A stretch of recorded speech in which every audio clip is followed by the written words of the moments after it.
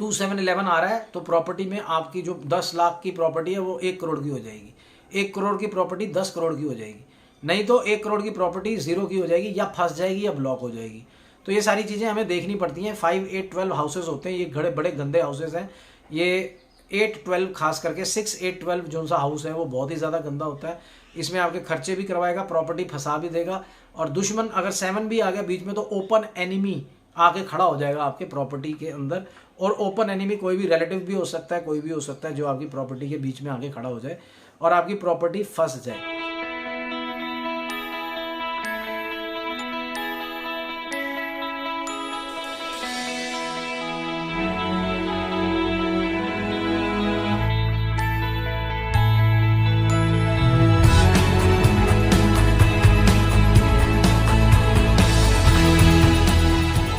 आज का जो टॉपिक है वो बहुत ही इंपॉर्टेंट है। प्रॉपर्टी कब खरीदनी चाहिए, प्रॉपर्टी कब बेचनी चाहिए, उसी के बारे में मैंने ये वीडियो बनाया है। और आप इसको प्लीज़ एंड तक देखिए ताकि आपको भी नॉलेज हो प्रॉपर्टी कब खरीदनी चाहिए, कब बेचनी चाहिए, कब आपको नुकसान होगा। ये बड़ा इंपॉर्टेंट है। और जो शेयर करता है, जो सब्सक्राइबर है मेरा, उसको मैं उसके जो चार्ट में अगर कोई क्वेश्चन है तो मैं उसको उसके बारे में थोड़ा बताऊँगा, पर वो वीडियो के एंड में होगा। तो चलिए शुरू करते हैं आज का टॉपिक कि प्रॉपर्टी कब खरीदनी चाहिए, एस्ट्रोलॉजिकली कौन कौन से हाउसेज हैं और आप कब बेचनी चाहिए और क्या नुकसान। जो घर होते हैं वो 4 है। 4th नंबर होता है मदर का, प्रॉपर्टी का, एग्रीकल्चर लैंड, कमर्शियल लैंड, सारी चीज़ें यहीं पे ही होती हैं। किसका प्रोफेशन एग्रीकल्चर से जुड़ा हुआ है वो भी हम 4th हाउस से देखते हैं। 4th house is the prime house for primary education also and for mother. Mother के सुख और सारे सुख दुख भी यहीं पे ही शामिल है, और यही कुंडली का एंड भी है। सारी डिज़ायर्स भी 4th हाउस में हैं। प्रॉपर्टी का घर, चेस्ट से रिलेटेड जितनी भी प्रॉब्लम्स आती हैं, मेडिकली हेल्थ हम लोग यहीं से ही देखते हैं। हार्ट से रिलेटेड जितनी भी प्रॉब्लम है, चेस्ट इन्फेक्शन होता है या हार्ट की ट्रबल्स हैं, वो हम 4th हाउस से ही देखते हैं।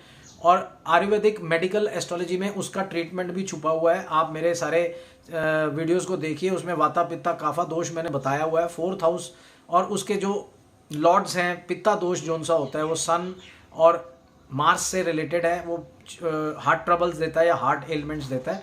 पर आज हम प्रॉपर्टी की बात कर रहे हैं तो चौथा घर प्रॉपर्टी का होता है। 11 उसका गेन होता है। 12 एक्सपेंडिचर। जब आप प्रॉपर्टी खरीदोगे तो एक्सपेंडिचर तो होगा। अगर 4 का हाउस का रिलेशन 11 के साथ है और 12 के साथ है, और नाड़ी एस्ट्रोलॉजी के अंदर जब कैलकुलेशन आती है, अब मैं आपको 2 ऐसे प्लैनेट्स बताता हूँ। जैसे मार्स हो गया, मार्स यानी मंगल ग्रह एक ऐसा ग्रह है which is the natural significator of buying the properties.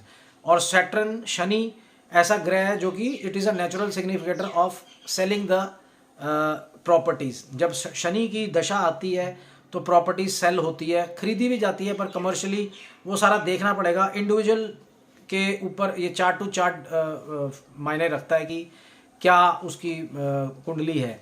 Mars is a natural significator of buying the properties, और मार्स के पीरियड में ही प्रॉपर्टीज़ बहुत ज़्यादा खरीदता है अगर मार्स की दशा आई है। और पर नाड़ी एस्ट्रोलॉजी के अंदर, अब वैदिक में तो ये देखा जाता है प्लैनेटरी पोजीशन क्या है, 4th हाउस क्या है, उसका लॉर्ड कहाँ पे है। वो कहीं जैसे अगर केतु बैठ गया तो भाई प्रॉपर्टी तो शायद ही बनेगी आपकी। राहु बैठ गया तो शायद प्रॉपर्टी बनेगी। अगर वो पॉजिटिव हैं तो बहुत ज़्यादा बनेगी, नेगेटिव हैं तो ऐसा नहीं होता है। जो कि 70% आप गैस कर सकते हो वैदिक एस्ट्रोलॉजी के अंदर या लाल किताब में। मैंने तीनों के अंदर बहुत महारत हासिल की है। तो जो प्रॉपर्टी का जो घर होता है वो 4th हाउस तो है, 11 उसका गेन है। तो ये जो कैलकुलेशन है ना, नाड़ी एस्ट्रोलॉजी के अंदर पक्की आती है। ऊपर लिखे नंबरों पे मुझसे बात कर सकते हो, या नीचे नंबरों जहाँ पे भी फ्लैश आउट हो रहा है नंबर, आप मुझसे बात कर सकते हो। प्रॉपर्टी के मैटर में मैं आप लोगों को बताऊंगा कि प्रॉपर्टी कब खरीद सकते हो, कब आपको फ़ायदा होगा, कब बहुत बूम करेगी प्रॉपर्टी, वो कब पीरियड आएगा, और आपकी लाइफ में प्रॉपर्टी खरीदने का फ़ायदा है भी है या नुकसान है, या फंस जाएगी प्रॉपर्टी, या आप फंस जाओगे, प्रॉपर्टी खरीदते ही आपके साथ चिटिंग हो जाएगी। ये सारी चीज़ें बहुत मायने रखती हैं। ये नाड़ी के अंदर फुल कैलकुलेशन आती है। तो उसके अंदर हमें आपको यही बताना है कि प्रॉपर्टी कब खरीदनी है। अब जैसे कोई दशा पीरियड आई, शुक्र की दशा आई या राहु की दशा आई, उसके अंदर 4, 11, 12 की कैलकुलेशन आ रही है, ठीक है ना। अब इनका जो 12th हाउस है वो उसको अपोज करता है। 4th का 12th हाउस होता है 3, ठीक है कि नहीं, और 11 का 12th हाउस होता है 10। तो 3, 10 और 5 जब बीच में आ जाता है तो प्रॉपर्टी सेल होती है। तो ये सारे हाउसेस हैं जो सेलिंग के हैं। बाइंग के हैं 4, 11, 12। तो अगर बाइंग और सेलिंग दोनों आ रहा है तो साथ के साथ प्रॉपर्टी खरीदोगे और बेचोगे। वैसे ही अगर आपने प्रॉपर्टी खरीदी साथ के साथ 3, 5, 10 आ रहा है तो बिक भी जाएगी, प्रॉफिट में जाएगी। तो वो 2, 7, 11 के ऊपर है जो हाउसेज होते हैं। ऐसे ही मैं आपको थोड़ा सा समझा दूंगा, कोशिश करूंगा। पर आप नाड़ी कैलकुलेशन में अगर 2, 7, 11 आ रहा है तो भाई आपकी प्रॉपर्टी बूम करेगी, करोड़ों में बिकेगी। जैसे आपने 10, 40, 1 करोड़ की प्रॉपर्टी खरीदी तो वो 1.5, 2 करोड़ रुपए में बिक जाएगी। कितने दिनों में बिकेगी वो आप सब बड़ा बारीकी से देखना पड़ेगा। आप उस नंबरों पे मुझसे बात कर सकते हो। अब 6, 8, 12 जो हाउसेज होते हैं वो ब्लॉकेज के हैं, खर्चे के हैं, बुरी तरीके से फंसने वाले हैं। 5, 8, 12, 6, 8, 12 अगर आ रहा है आप 2, 7, 11 के साथ तो प्रॉपर्टी आपकी एवरेज में बिकेगी, कोई प्रॉफिट नहीं, कोई लॉस नहीं। पर अगर आपकी 2, 7, 11 नहीं है, ये जो हाउसेज होते हैं ये 2, 7, 11 हाउसेज नहीं है जो कि आपको हाई इनकम देंगे प्रॉपर्टी के थ्रू, अगर वो नहीं है 5, 8, 12 आ रहा है तो भाई ब्लॉक भी हो सकती है प्रॉपर्टी, आपकी नुकसान हो सकता है करोड़ों का और आपकी पैसे हमेशा के लिए फंस सकते हैं।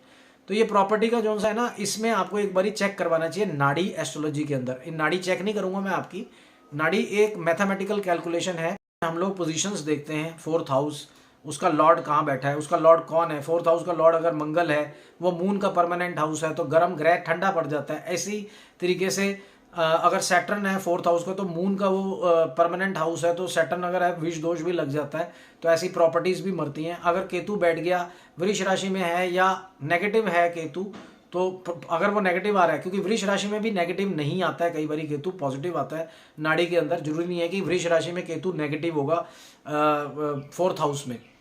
पर 4th हाउस में आपके मदर का क्या हाल चल रहा है वहां से हमें पता चल जाएगा कि केतु नेगेटिव है या पॉजिटिव है। पर उससे भी ये भी सिम्टम्स नहीं है कि मदर अगर आपकी बीमार चल रही है तो केतु नेगेटिव है। हो सकता है केतु की जब दशा है या अंतरदशा है तो उसमें आप लोगों को हजारों का प्रॉफिट हो, लाखों का प्रॉफिट हो, या आपकी प्रॉपर्टीज बने।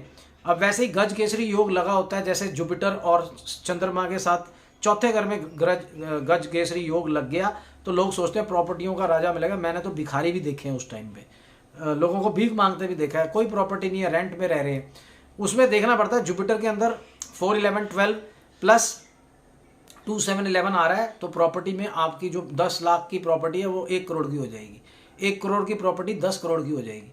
नहीं तो 1 करोड़ की प्रॉपर्टी 0 की हो जाएगी, या फंस जाएगी या ब्लॉक हो जाएगी।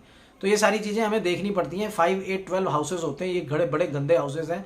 ये 8, 12 खास करके 6, 8, 12 जो सा हाउस है वो बहुत ही ज़्यादा गंदा होता है। इसमें आपके खर्चे भी करवाएगा, प्रॉपर्टी फंसा भी देगा, और दुश्मन अगर 7 भी आ गया बीच में तो ओपन एनिमी आके खड़ा हो जाएगा आपके प्रॉपर्टी के अंदर। और ओपन एनिमी कोई भी रिलेटिव भी हो सकता है, कोई भी हो सकता है जो आपकी प्रॉपर्टी के बीच में आके खड़ा हो जाए और आपकी प्रॉपर्टी फंस जाए।